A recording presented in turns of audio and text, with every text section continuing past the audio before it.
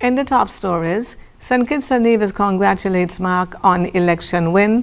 Jamaica on track for less than 1,000 murders in 2025. And Donald Trump says he has power to return wrongly deported man. Hello and welcome to the ZIZ Midday newscast. Today is Wednesday, the 30th day of April, and I am Jasmine Thomas. Prime Minister, the Honorable Dr. Terence Drew, has congratulated Canada's Prime Minister-elect Mark Carney on his victory in that country's recent general elections. Dr. Drew stated on behalf of the government and people of the Federation of St. Christopher and Nevis, I extend warm congratulations to Prime Minister-elect Mark Carney and the Liberal Party of Canada on their success in Canada's general elections on Monday, 28 April. We reaffirm our commitment to strengthening the long-standing bonds of friendship, cooperation and shared values between St. Kitts Nevis and Canada. We wish the people of Canada every success in this new chapter of leadership. In its continuing efforts to build out its strategic direction for the existing Joseph and France General Hospital and the medical services provided to citizens, residents and visitors of St. Christopher and Nevis, the executive leadership at the JNF Hospital commenced daily rounds. The initiative was led by the Permanent Secretary, Mr. Curtis Martin, along with Director of Institutional Health Services, Dr. Jensen Morton, Medical Chief of Staff, Dr. Daveen Wilkin, Director of Institutional Nursing Services, Matron Miss Kerry Williams-Tuckett, and the Director of Operations, Mrs. Lindsay Maynard. The Honorable Prime Minister and Minister of Health, Honorable Dr. Terence Drew, will also regularly participate in the rounds as time and scheduling allow. From all reports, the rounds netted both compliments and areas cited for improvement by staff and patients alike, for which action will be taken on them in earnest. The Ministry of Health, St. Kitts and Nevis will continue to focus on improving our health services, offerings through better customer patients, services and human resources capacity building during the year. A number of new initiatives and innovations will be put in place to achieve our key objectives, which are solidly the foundation of our 4 pillars of health care: physical health, mental health, social health, and spiritual health.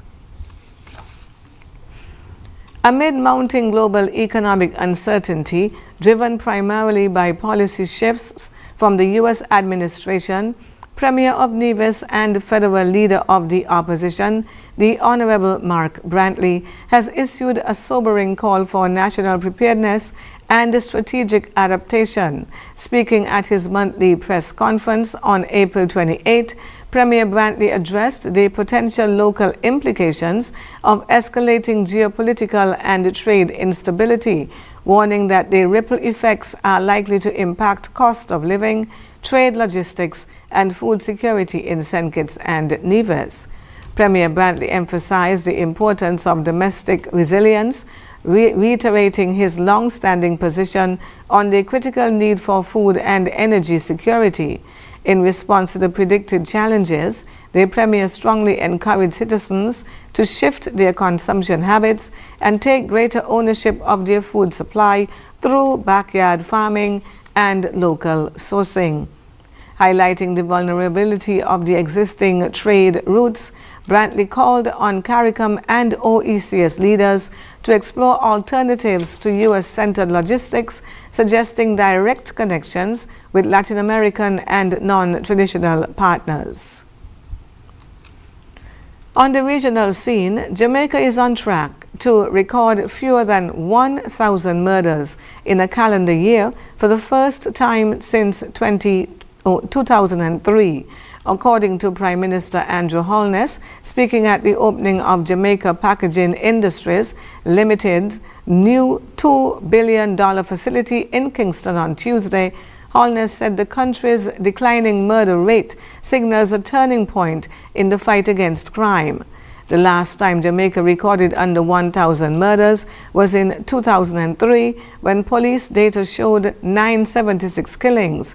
Now, based on current trends, the country appears poised to repeat or even improve on that statistic.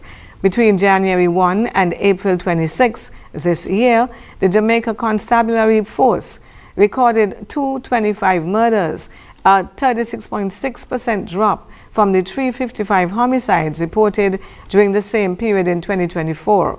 That translates to 130 fewer murders.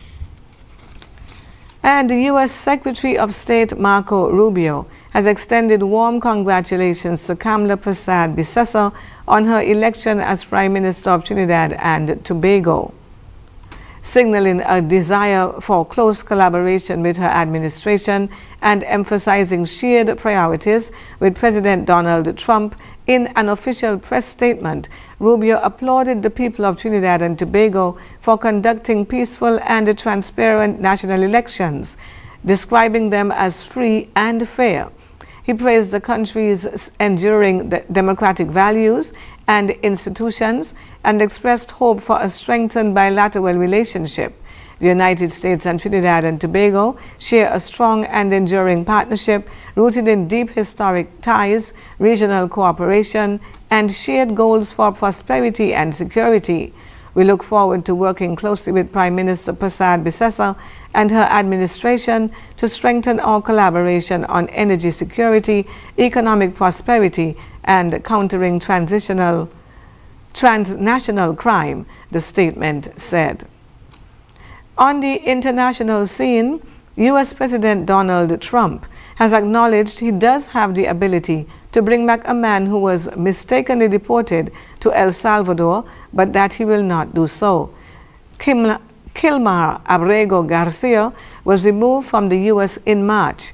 Judges all the way up to the U.S. Supreme Court have ruled that this was done in error and that Trump's team should help facilitate his return.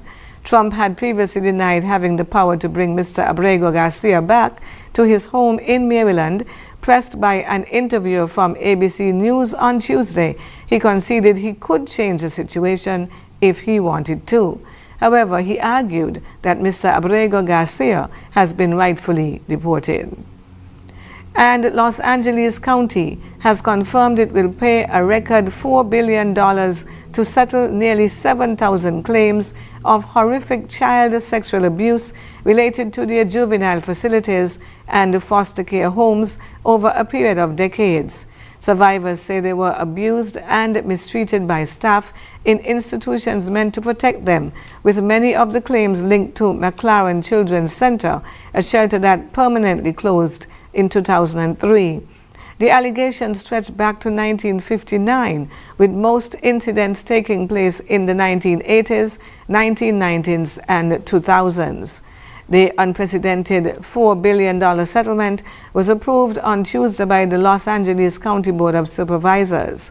But some victims have not accepted the terms of the settlement and say they will go ahead with legal cases. And now for a look at the weather. Present weather is cloudy skies. Winds are gentle from a northeasterly direction at 10 miles per hour. Temperature today is 27 degrees Celsius or 80 degrees Fahrenheit. Seas are 1.2 meters or 4 feet. The weather forecast for today and tonight: cloudy skies at times with a 75% or high chance of localized showers, and partly cloudy skies with a 60% or moderate chance of showers. Sunset today will be at 6:31 p.m. Sunrise tomorrow will be at about 5:45 in the morning. And that brings us to the end of the ZIZ Midday newscast. Join us this evening for these stories and more in detail. Thank you for tuning in. I am Jasmine Thomas. Grace be to you, and peace and mercy be multiplied.